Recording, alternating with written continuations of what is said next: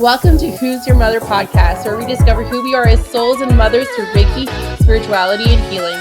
Hi, I'm Carolina, your host and Reiki master. I'm so very excited you're here today, and let's get started. Hi, I'm Carolina, your Who's Your Mother podcast host and Reiki master, and today I have a very special guest, and it's truly an honor to have her here. She's a magnificent human being and just absolutely just wonderful mother and just a beautiful soul to know and have in my circle. Her name is Leanna Brown, and she's coming all the way from Germany. Thank you for being here today with me. Yes, thank you so much for having me. I'm so excited. So today we're going to talk about how your spiritual journey has impacted your fertility, your pregnancy, and most importantly, your birth journeys, all of which are like separate journeys, but all over one. So Leanna, you are a certified hypnobabies instructor amongst everything. And currently you, what part of Germany are you in, or what city are you in? Yeah, we live in Bavaria, Germany, which is like, if you had to imagine stereotypes of Germany, like this is it. So I love living over here because it's all lederhosen and beers and pretzels and everything you would think of in Germany. I always loved your adventurous spirit. It always inspires me so much. Thank you. Can you remember when we first met, like 2 years ago? Yeah, it was about that. I don't even really remember why or how we connected. To be honest with you, I don't know if you remember, but I just know that it was one of those things that I knew that our paths were supposed to cross, and it was great since then. I think I do remember. It was during COVID. Oh, okay, yes, it's all coming back to me. It was during COVID, and at the beginning, and I decided, speaking of motherhood journeys, I needed a break. We were in the thicket of quarantine, and I was on a pretty heavy spiritual journey at that time, like really getting into my enlightenment. And I told my husband, I need like a me weekend, which normally meant like I go to like a hotel for the weekend and like go to a spa or whatever it is. And I couldn't do that during COVID. And so I remember I was like, okay, what can I do to pamper myself for the weekend? So I was like, okay, I'm going to order out Mexican food to myself. I'm going to, watch these movies. And then I was like, I should do Reiki.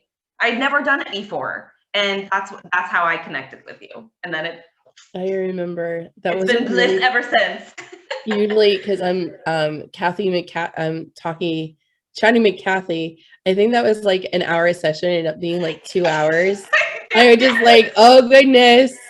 And it's usually, I'm like, oh my gosh, I'm falling in love with another client. Here we go. Client go into friendship zone. Here we go. Boundaries. We connected so well. And I remember we just kept talking. I was like, oh my gosh, this is going to be amazing. Yes. So that was it. Yeah. So tell me, with your spiritual journey,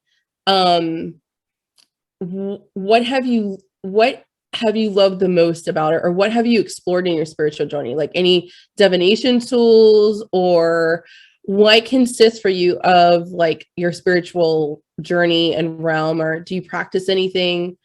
What are you into?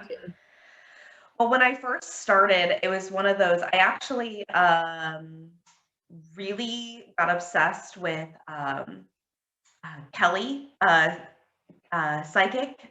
Psychic Kelly Miller. Obsessed. Yes. She's pretty awesome. She's taken every workshop she's ever put out. Well, you and I are both we were in Omaha and everything. And so, she's like the real deal. Forget Omaha. Like, she's so awesome. And she's the person that told me that I had fallen off my horse, and I think you know the story. I had a concussion, and I was on medical leave, and I wasn't healing enough to go back to work because my memory was not working. I wasn't remembering like the numbers when they say this backwards. I couldn't do it. So I went in her shop to get rocks to heal my concussion. And she's like, that's not what you need. Your sacral and your throat are closed. Go get Reiki. Yes. So like she Yes. counts Ollie as one of her psychic babies. Oh, Yeah. cute. But yeah, like, and so I spent like, I remember I was just like obsessed with watching her YouTube videos. She's so good. And yeah, and I think that's really what jump started a lot of my journey. And in watching those, I realized that I actually was already in a pretty far path. Like I was further in my journey than what I thought I was. And so then, yeah, that kind of is what I was like. I remember talking to you and I was like, well, I want to get some tools. What should I get? And I'm like, I went to her store, the Awakening store, and it was one of those like baby witch, like miss, like I went in and I was like, I will buy all the things. You also go bankrupt. The store is wonderful. So I like came home with all these rocks, all these crystals, all these things, all these powers. I'm like, oh my God, what am I doing? So yeah, so I kind of started playing around with crystals at that time. I have a pendulum that I feel like that I like to use. I don't think that I'm the best at it, but I like to use it. It took me years to master the pendulum, actually. Like when I was pregnant, I had gotten the pendulum and I totally messed that up.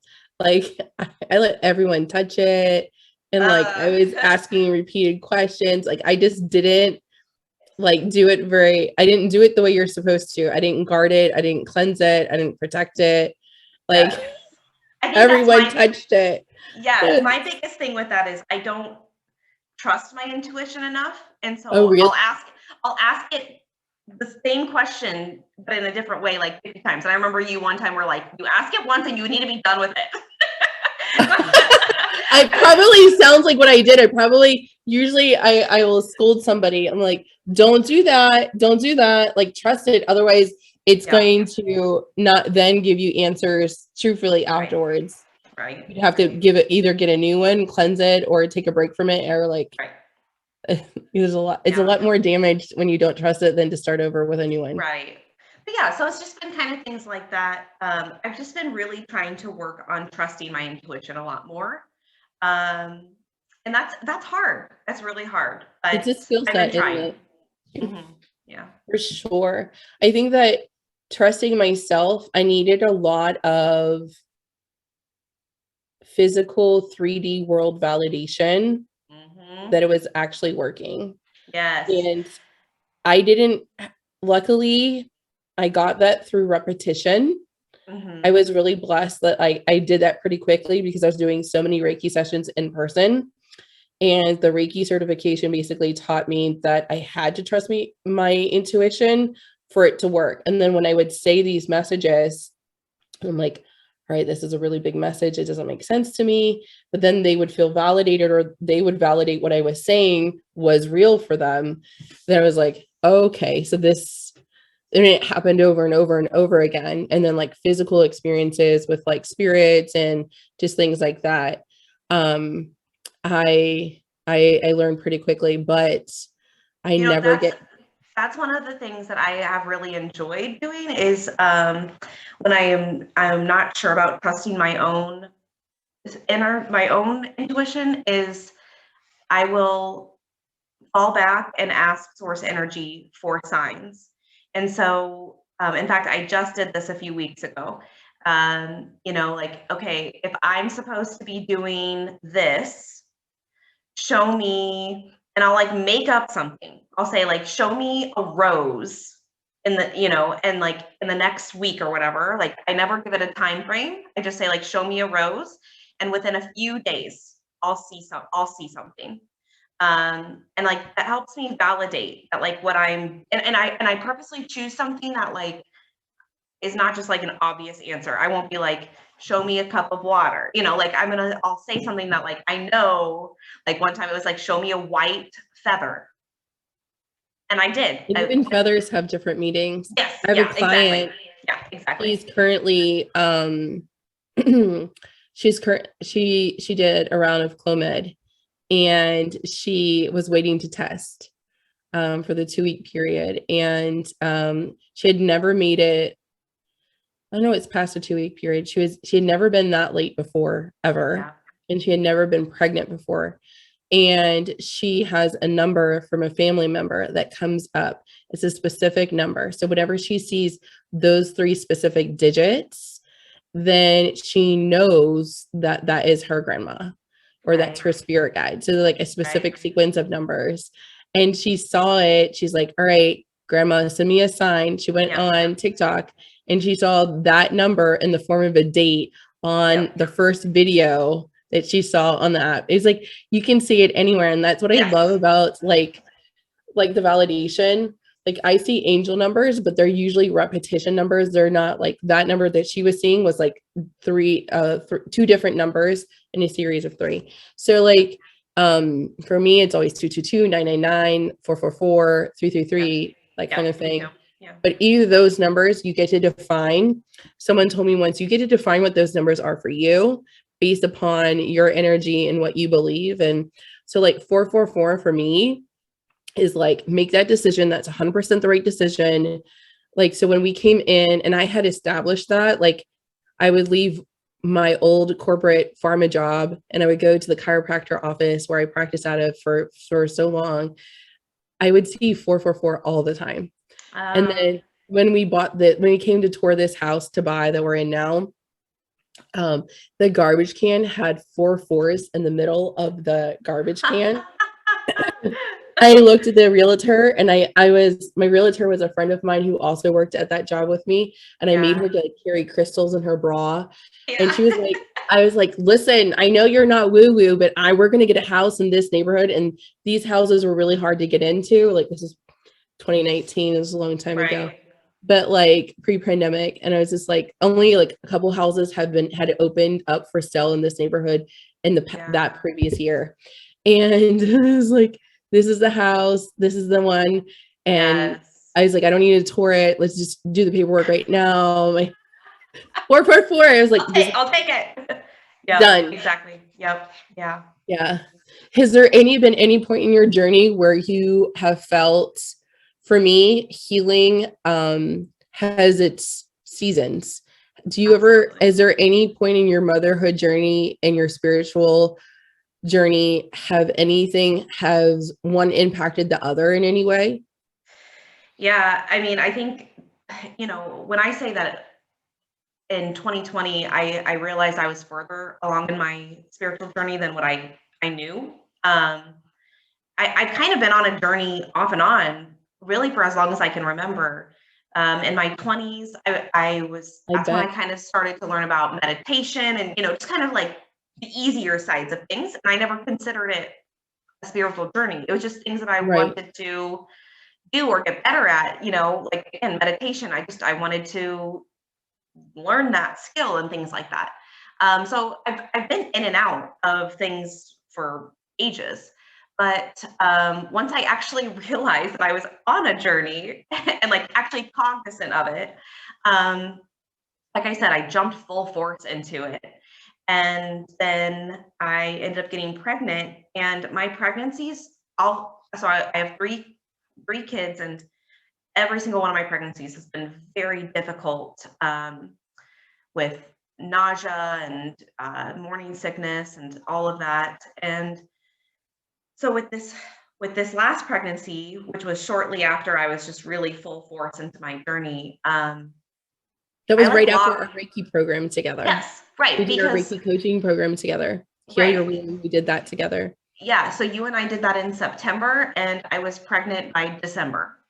And every other one of my pregnancies I had had a miscarriage, and then a pregnancy, a full-term pregnancy. And then the next time we tried, I had another miscarriage and then a full-term pregnancy. So I kind of just assumed that my body needed to go through a miscarriage before having a baby every time. And this was the first time I didn't have a miscarriage. And I really do attribute a lot of that to our Heal the Womb course that we did together. Right. But yeah, so we did a lot of womb healing together. We did a lot of healing, yes. And so when I got pregnant, the morning sickness was rough. I was, in the hospital with getting fluids and all that stuff. And I just lost every bit of not like spiritual energy, like literal energy that I had. This was still during the pandemic. My boys here in Germany, the schools all closed down, so we were all home. And I didn't even want to look at my crystals. I didn't even want to touch my pendulum. You must have been so exhausted. I just think that so much of my actual energy was being zapped, but I didn't have enough to fulfill my spiritual energy.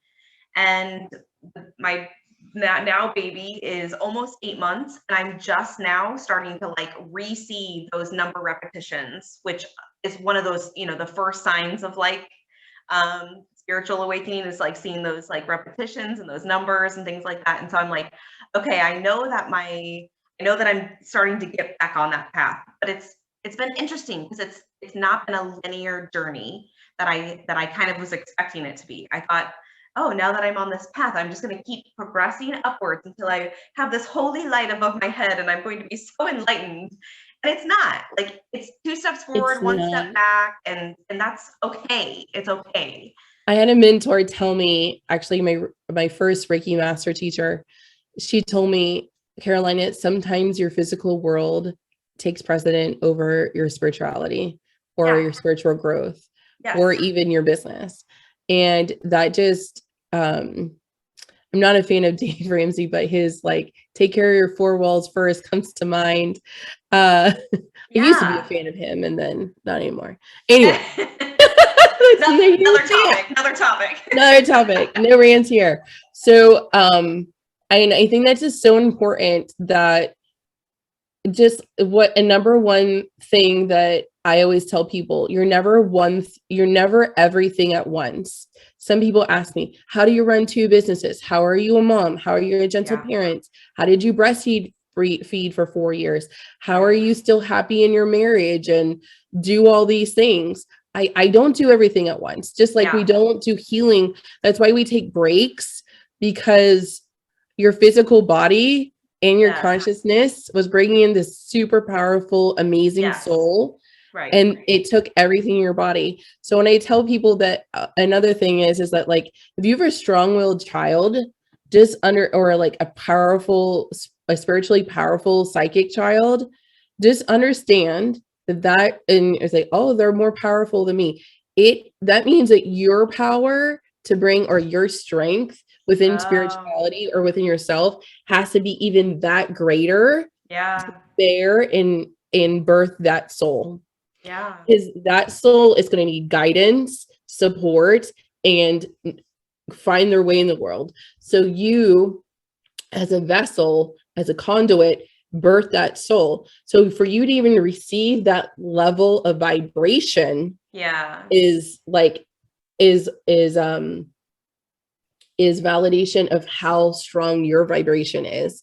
And I didn't realize that until someone else told me that too. I was like, because I used to say, Ollie is so much more powerful than me, or he's such an in-depth healer, and he's such a light. And someone's like, well, that's just validation to how strong you are as his mother to bring him into the world. So I was like, that message needs to be known to every mother that has like because there's just so many enlightened children now. And how their birth is so important too. Well, again, I mean, that is part of what was in your course, was breaking some of those generational traumas. Right. And I think that the more people who go through, a course like that, the more we're going to be birthing those powerful souls and beings, because we're giving them those powers to break those generational traumas and issues. And it's exciting for me to think about what my kids have in store for them because of the work that I have done. It's like, I believe in our household, we have set like Ollie can be anything he wants to be, and we will embrace that, and he can be anyone and do whatever he wants. But I also have the belief, and this comes from my dad, was you have to they will be what you are at a minimum. So Mm. that has been, that might be a toxic belief, but but so that pushes that core belief, like that's a core belief for me. So that pushes me really hard to be like, all right, how much healing can I do so he doesn't have to? And I set the bar pretty high, vibrationally, and just like, I'm like, okay, if from I rationalize this, if I can heal this much, then that means he doesn't have to. And then I'm already setting the vibration high enough that he doesn't, he's already existing at that level at 5 years old. Like, so that when he gets to 18, I mean, he's going to be his own person regardless, but the vibration's already been set and he exists in that level. So he doesn't have to try to be at that level. He just is, because the higher vibration will always consume the lower vibration. So, it's powerful just to think about, all the souls that are coming through and how their light is needed and how their light is going to change everything. And this discovering oneself journey, or what do they call it? The Dharma, your life purpose, is so radical. So with your spiritual journey, can you tell me more about your Hypno Babies journey? Because I know you're certified in that, and that is, I didn't know about Hypno Babies until after Ollie was born. And we're like one and done, so we're not having any more babies. But can you tell me what it is? How did you find it? What made you go into it? Where is that accessible? That kind of thing. Yeah. Well, I mean, it's funny because I think, again, I didn't know that I was on a spiritual journey. I mean, when I got pregnant the first time, I knew that I wanted a natural birth. And he actually, so very long story short, but we won't go into, but my first pregnancy, I was in Germany again. My second pregnancy, we had moved back to the US. And then the third pregnancy, we're back here in Germany. And in Germany, it is more common to have a natural unmedicated birth than it is to have a medicated one. And so is it true you get a midwife postpartum too? Yeah. Yes. Just the European ways of birthing, it just is so different. It's not even comparable. Yeah. So I kept being told, like, as an American, if you want an epidural, you actually have to, like, while you're checking in, tell them I need an epidural, because it may take them a while to get one, because it's so uncommon for women to receive an epidural during birth. And so I was like, okay, so if I'm like, first of all, I wanted a natural birth, just me being the hippie that I am. And so I was like, okay, like, this is great. Like, this is going to like align with all of what I want in a birth. Being here in Germany, I'm not going to feel pressured and all this stuff. Well, so with that, I thought, okay, I don't want to just do this willy-nilly. Like, I want to know what I'm getting myself into with natural birth. And so I just kind of started looking into natural birth methods, and, there's a million out there, Bradley, all these things. And I came across Hypno Babies, or I should say I came across hypnobirthing. And hypnobirthing is the umbrella term of just using hypnosis during childbirth. There's an actual program that is trademarked as hypnobirthing, but it's also like an umbrella term. So Hypno Babies is also hypnobirthing. Just anything that uses hypnosis during birth is hypnobirthing. And so then I started comparing all I really liked that idea. I liked this idea of using my mind to retrain my thought process of what birth is. And so then started comparing all the different hypnobirthing options. And that's when I came across Hypno Babies and just like loved everything about it. One of the things, so basically what it is it's a full birth education course. So when you think of Lamaze, when you think of Bradley, when you go to a hospital, it covers everything about birth from a medical standpoint. And I love that because it really teaches women what their birth rights are, which I am absolutely blown away when I talk to pregnant people and they don't know what some of their really basic rights are. Like my sister, she was told, oh, your baby's big, we need to induce. And without even oh my gosh, or thinking about it, she said, okay, you're the doctor. I trust you. You know what you're doing. we're taught to be good patients. Yeah, exactly. And when it comes to your baby, when doctors use scare tactics sometimes, It's super common. What kind of mother would I be if my doctor's saying you're putting your baby at risk by not doing X, Y, and Z? So it's this very weird dynamic between a doctor and a pregnant person. And so anyways, My really want to though is your hips are too small or your baby's too big. Exactly. Right. Like, okay, whatever. Like we've been birthing people for millenniums with hip sizes. So, okay. Yeah. So I wanted to really educate myself so that if there ever came a point where like the doctor wanted to press more of a medical route with my pregnancy, I would, it's not that I wanted to be resistant. I just wanted to know what my options were so that I could be well educated and not just blindly being like, oh, okay, you said to do this, so I'm going to do it. And so that was really awesome. That was from like the like educating myself and empowering myself on that end. I love it. The most important thing is that I never want women to be told what they should do in birth. What I want them to always want to do is have informed birth decisions. Yeah. So like 100%. Any type of birth that you want to have, as long as you know all of your options and you feel good about your decisions, then, and you have peace in that birth plan, that's all I want for every mom. So like, if you've had cesarean and you want to have another cesarean and you know it, and that makes you feel good, then do it. And the same thing for breastfeeding. If you don't want to do it, then don't do it. Like 100% fed is best.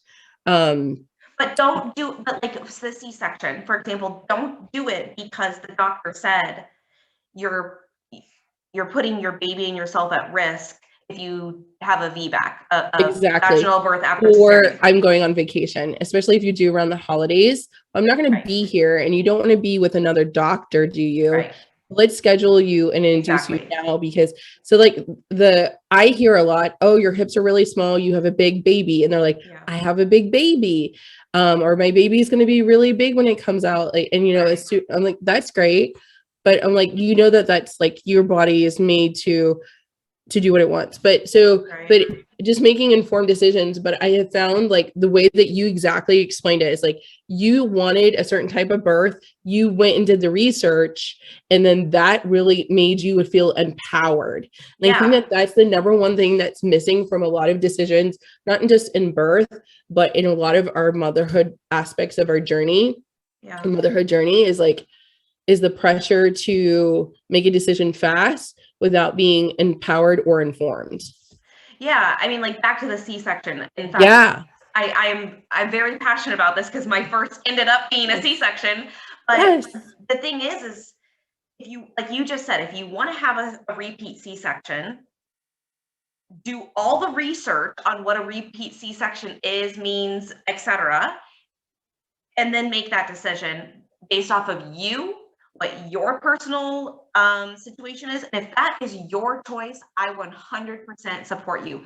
I chose to have a VBAC for my second birth. That was my choice. But that's my point. Like, make it based off of the informed education, not off of scare tactics, off of, very outdated practices and things like that. And like you said, breastfeeding, a happy, sane mother is more important than a mother who is deep in postpartum depression or anxiety because breastfeeding is not going well.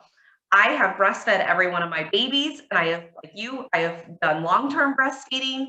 I have never given my babies formula, but that does not mean that I am going to ever judge a mother who just decided to formula feed because her sanity and well-being is more important than anything else. Like, and I think that's just it. Like, do your own research. Don't rely on social media. Don't rely on, I mean, that's the thing. Like, we want to rely on doctors, right? Like, they're doctors. We should trust Not them. for breastfeeding though. But well, or again, you go to an IBCLC for that. Every doctor I have ever gone to told me to quit breastfeeding. Yes. Except actually one allergist here in Omaha. Actually, his name is actually Dr. Shakir. He was actually really encouraging of doing extended breastfeeding until past age 3, because Ollie actually turned out to be allergic to coconut and peanut. And he encouraged me at a certain age, because we had did all these testings. Ollie had this big fiasco and it was like an emergency and all these things. But he had said at a certain age, and we did testing along this way, that I had to consume those things at high amounts so that Ollie could actually get secretion through the breast milk. So I extended breastfed, and as part of our gentle parenting, attachment parenting, I'm more attachment parenting than gentle parenting, but almost the same thing. But like most doctors are like, oh, you're still doing that, or right. You can quit at 12 months, or so like, yeah, seeking advice from the right places that are people like are specialized. And like, so yeah, IBCLC, which stands for International Board Certified Lactation Consultant, which is a much higher certification than just a lactation consultant. Right. Just in case anyone's watching or hearing and don't know what exactly IBCLC means. Yeah, that's what it means. But even like with the C-sections, again, like many doctors will say, oh, I support VBACs. And then if you don't know your homework or your research on VBACs and repeat C-sections, then you don't know what questions to ask. And suddenly when you are 37 weeks pregnant, that doctor somehow is not so supportive. And like, if you would have known the right questions to ask, you would have realized like this doctor is VBAC tolerant, not VBAC supportive, 2 different things. Right. So yeah, it's things like that. But yeah. How could you tell? How can you tell if someone's a doctor is a VBAC tolerant versus VBAC supportive? Could you find that out through conversation? Or I know that you can ask the hospital for statistics. And for here in the US, you can ask the hospital for statistics. And also, I think in some doctors' offices, they have it available, the number of statistics for the previous year of like how many, like the counts of how many VBACs they've had. How would you go about that? Well, I mean, so for me, when I was back in Omaha, that was one of the first things I did was I looked up all the hospitals, their VBAC rates, and repeat C-sections. And like you said, you can also ask the particular doctor, hey, started out real simple. What's your viewpoint on C-sections, VBACs, and again, like you said, VBAC, vaginal birth after cesarean. Like one of the questions I like to ask is like, if I get to 40 weeks, what will your recommendation be on a C-section? And if they say, oh, well, the longer you go, the more, susceptible you are to a uterine rupture. I'm like, okay, nope. They should support, at least going to 42 weeks naturally. Another question I would ask is, what did I ask in this last one? That was really important for me. It was,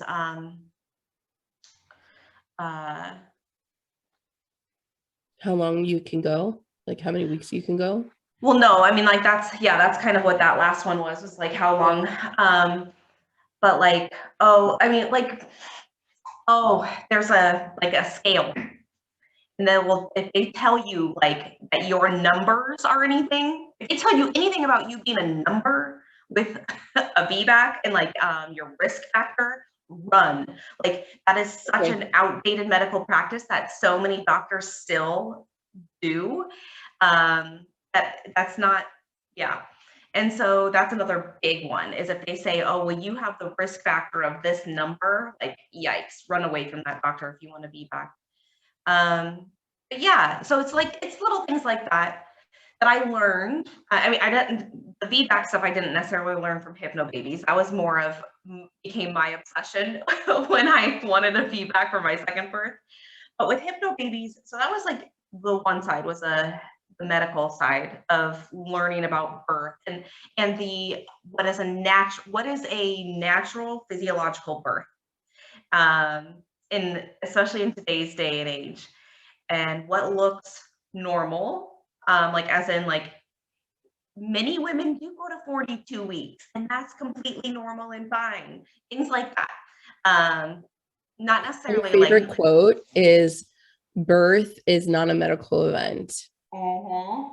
It's a one thing natural we say in physiological hypnobabies event. is we don't birth by numbers, whether that is dates, whether that is weeks of gestation, whether that is centimeters while you are progressing during your birthing time. Like we don't birth by numbers. I Right. love that. But yeah, so the other side of hypnobabies is the hypno part.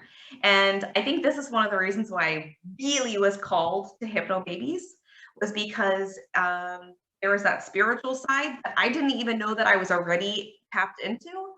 But so one of the things that I love about hypnobabies is it has daily affirmations, which I know you love your affirmations also. My friend, yes, it's everything. And It's reprogramming the subconscious. yes. Okay. So thank you. That's a great way to say this. So hypnobabies. Hypnosis is so powerful. I have done it in my own personal, like to really get past like in the past year, I've really done a lot of work on self-worth because that was like the root of a lot of the things that were troubling me. In this phase of my life or enlightenment. In hypnosis, I saw a practitioner here in Omaha, and she was just like, she was a bit woo-woo, but she was a hypnosis therapist, and is so leaps and bounds. It's so powerful. So like what hypnosis does is it like almost cleans the slate and it reprograms your mind. So, okay, here's a little test, Carolina. Okay, don't think Reiki, fertility, pregnancy, Carolina. Think like woman, just normal woman on the street. When I say woman, when I say birth, what's like one of the first words that comes to your mind? Womb. I said not as a Reiki specialist. Vagina. Keep going. Keep going. You're not on the track. You're not on the track that I thought you were going to go on. Okay, creation. Okay, girl, you clearly are a fertility and womb. Okay, so try me again. Let me take a deep breath. Okay. I fail this test. I'm not used to that. You're like a 20-something new mom, and you're thinking about birth. You're thinking about the hospital. Oh, it's easy.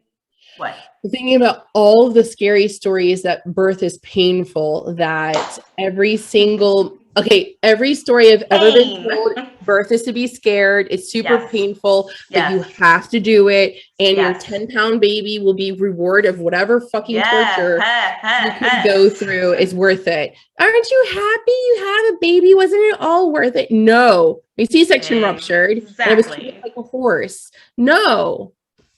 Exactly. Thank you. Perfect. All right. Now we're sorry. Are we angry? Those are things not to tell people. Well, okay. We have been conditioned our entire lives. Think about it. Every story you're told by another woman is like you just said, oh, it was so painful, but it was so worth it when I got my bundle of joy. Every movie you watch, every TV show you watch is all about them going, get this baby out of me, like that. Okay. And so we have been conditioned without us knowing that birth is painful, birth is scary. And the reality is when you look back, again, for millennia of time, birth has not always been scary and Right. painful. It's actually been a very recent concept, and which again we won't get into that part. But so Started in the 70s, but that's okay. thank you. Yes. Let's just say men being gynecologists had a lot to do with it. Oh my gosh. That's like a whole other story. Like, Yes, it is. the Yeah. fact that they think that like it's not painful for just like a basic pelvic exam, like that's a whole controversy on TikTok. Right. Like, but it's so true. Like everything that they based off of is like, and how like, oh, and how there's just so many outdated practices in gynecology. Right. Like, yeah. Yeah. It makes me angry. So what this does is it completely trains your brain to believe that birth is normal, that birth is safe. Nowhere does Hypnobaby say that you will have a pain-free birth, but it does say that you will have an easier, more comfortable birth. And I like that because, you know, and we rephrase it. So we never say pain, we say like discomfort, which some people might be like, what's the difference? What's the big deal? Well, pain, when you hear the word pain, like you immediately already start thinking about what pain, like, physical, like, but when you think discomfort, it's more of like, more like an inconvenience, Right. not like a physical reaction to something. Instead of contractions or labor, literally the word labor means work. Like literally, that is the definition of it. And so we never use the word labor, we use the word birthing time. And in so, Reiki, when in my Reiki, I did a childbirth with Reiki course certification, and they called it power surges. Yeah, so we call it waves. Instead of contractions, we call them waves. And so everything in Hypnobabies is about shifting the focus and retraining your brain. And so there's every week you have different hypnosis. If you're doing it in person, there's like a hypnosis scripts. If you're doing it at home, you have like hypnosis tracks that you listen to. And each hypnosis track like will build on itself to retrain and then teach you like new skills of how to put yourself into hypnosis, but then also retrain your brain. And then, like I said, it has the affirmations, which you listen to every day. And like, so after my first birth, so all three of my births were Hypnobabies. Again, I won't go into this very long. My first birth ended up being almost 40 hours long, and we did end up in a C-section. He was breech, which means his head was up. And in Germany, they actually encouraged an attempt to have a vaginal breech birth, which I was so excited about because in the US, that's like automatic C-section. Right. I've never heard of that here in the US. Never. Exactly.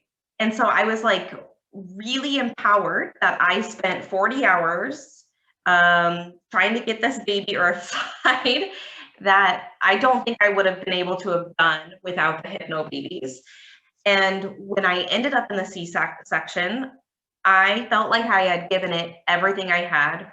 Every time they brought up the C-section, I knew what questions to ask. I knew how to fight for myself to say a little bit longer. And when we ended up on the C-section, it was completely my choice after the 40 hours. Like I could have kept trying. And so many women have traumatic responses to C-sections because they felt coerced. They felt like it was like it was an emergency, and then they realized afterwards that it wasn't.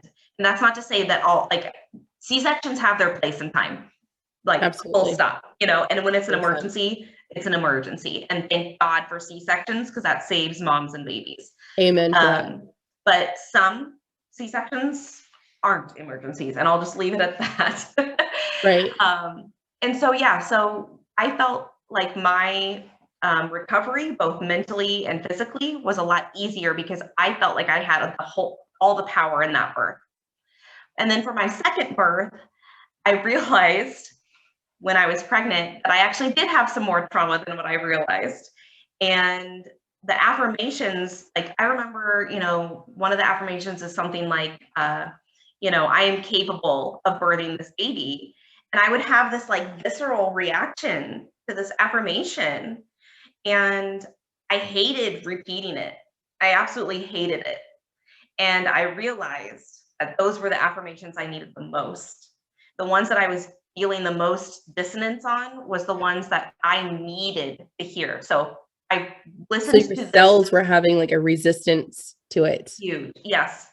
So I listened to all the affirmations, and any ones that I felt like I went like, ugh, or like cringed at, I wrote down. And then I like made on posters, and I like posted them in my rooms, and I would like say them out loud. And like every time I would say it, it felt a little bit easier and a little bit easier. And finally, by the time it was my birthing time, I felt like I actually believed those words. And so it was really cool. I literally saw the transformation of retraining my brain in action during my second birth. And it was the most beautiful VBAC. It was the most healing birth when I didn't even know that I needed healing from my first one. And that's when I actually became an instructor, was after my second hypnobaby's birth, because it was just so powerful and so empowering that I wanted to share that with other people and other women who wanted similar experiences. And then of course I used it for my third. I find that anyone in the birthing space or in the healing wellness space, it is something to do with their own personal journey. I do Reiki because I conceived Ollie with Reiki. After my first Reiki session, I was pregnant the next month. I was testing positive. Yeah. So, and then every doula that I have ever met, every birth, postpartum, or pregnancy doula, or even I met a death doula once. Yep. Everything has to do with a trauma. A personal reason. Yeah, exactly. Yeah. And I always tell people, it is really like the one thing about spirituality that's mostly mistaken is that it's all rainbows, unicorns, and like rainbow poop. But like it's not. Basically, life's still going to happen. But the thing is you just have different perspectives and tools on how to manage and cope through those circumstances so that you can get back to a grounded place of having more joy and peace. Yeah. And making sure your energy is more sovereign to you. So you're not processing other people's emotions or owning other people's emotions or energy that have nothing to do with you. Just like, for me, I kind of just tell myself right now, like, stay in your lane. And like, what does your lane look like? You can put flowers in it, you can make it, but like, so basically just everything that you described, like with birth, thank you so much for sharing all of that. I don't know if what I just said made any sense. It did. Yeah. But, is there any advice that you have for new moms on how does one seek positive birth stories? Or so Hypnobabies obviously is a great resource to reframe and program your subconscious mind, but how does one get access to positive birth stories? Gosh, I don't know. That's a great question. With Hypnobabies, we try really hard to there's actually like a separate support group for people who have had a Hypnobabies birth that wasn't what they thought it was going to be. And it's not to like silence those women, but it's because our minds are so fragile, especially if you are doing those like that hypnosis and stuff. Like your brain is open to every bit of information being thrown at it. And so any bit of negativity can actually like get into your brain and like, bloom. And so it's really important. We always say like, only surround yourself with positive birth stories. So I don't know, to be honest with you, but what I would say is, here's what I will say: do the opposite. Don't watch. What's that midwife? Call the Midwife. Is that like BBC? Ever That's the worst show. I was, oh my gosh, I was postpartum. And my in-laws loved that show. They love anything British. And I Yes. watched an episode of them. It's a good show if you're not pregnant. I was postpartum and they tried to yank the placenta out and I threw up. I literally like threw up. Yes. And I was like, I can't, I've never watched the show ever again. And they're like, what? I was like, no, thank you. Too much. Yeah, so I would say it's never I would say the opposite. Like, actually, Ina May Yaskin is like amazing. Read her books. That is all positive birth. And she is just, so if you don't know who she is, she's like just an amazing midwife of our generation. She's taken a lot even had, what is it? It was like, there was a farm. Yeah, yes. So the farm. The farm. The farm? The farm. The farm is what they called it. And so she's taken, practices that we have known for generations and kind of brought them back into midwifery. And so, yeah, if you want to read positive stories, go to her. But I would say, in addition to that, do the opposite. There has to be some like Facebook groups too. Like I would just like be careful with like small groups, but like choose them carefully. Yeah. Right. But so what we say is you put up a bubble of peace is what we call it. Put up a bubble of peace, and so don't watch the movies. Don't watch movies that are about birth. Don't watch the Friends episode when Rachel has the baby. Things like that. If somebody tells you, it starts to go into their birth story of how horrible it was, traumatic it was, painful it was, just politely say, I would love to hear this story after I birth my baby, but right now I'm trying to surround myself with only positive stories. And I really would love to hear this when we both can swap our stories, because those people, they want to feel validated also. Like that's what they're telling you the story, not to scare you, but because they need their feelings validated from their trauma. And so telling them like, hey, let's get a coffee after the babies are born and let's swap stories then. Lets them know that you're not listening to them, but you're also putting up boundaries. If that person does react badly to that, understand it's not you, it's them. Yes. And it's be unapologetic about this time when you are pregnant. Yes. Because your energy is, and you growing this baby is your top priority. And you probably waited months or even years. And maybe depending on your fertility journey, you could have like waited. I had like the longest I worked with a client. She'd waited 9 years to conceive her baby. Yeah. Actually it was Belky's. So her baby, I think Nolan is almost, or no, it's not Nolan, it's Noah. He's 9 months. I think he's 9 months now. So it's so important to like, you've waited so long. Yes. No one else is allowed or permitted to rob you of your peace or your joy. Yes. So like some people may not react, even though you are perfectly polite and you are like, you gave them an option, like postpartum, I can do that. Probably some people are going to be like, that's okay. That's not your problem. You don't own their emotions. So I just borrow my audacity, borrow my, sass or sarcasm, and if you need support, you can always DM me on Instagram, like if that conversation goes bad, for any listeners, because it just I actually did that. I did private and I did the hospital birthing classes to make sure, and I even had a birth doula, and just so that I was informed, and I thought I knew everything. But when I told people, but no one, basically my job and my circle was very medical and not not, I don't know how to say it, like they were not positive birth informed or aware. So like the reactions of like, nope, not listening to it, like and I probably was not the best delivery at that time because I was really miserable pregnant. So like Yeah, just don't take it personally. And honestly, your season of friends between your journeys is expect there will be, maybe you'll be lucky enough to have the same group of people follow you through and support you through the whole journey. But a lot of people, their friends change. Yeah, true. Yeah. So just be aware of that. But thank you so much. You're just a joy to know, to be around, and to have. Where can people follow you? Where can people get to know you better online or in social media?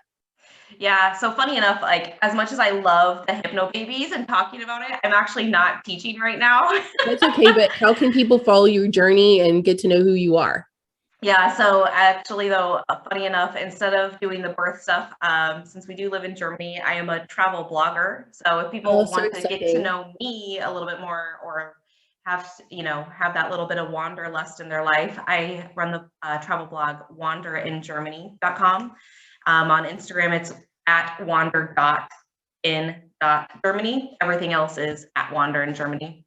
So yeah, and I kind of just show who I am unapologetically with my kids, what motherhood is like, traveling the world and things like that. What a dream. Yeah.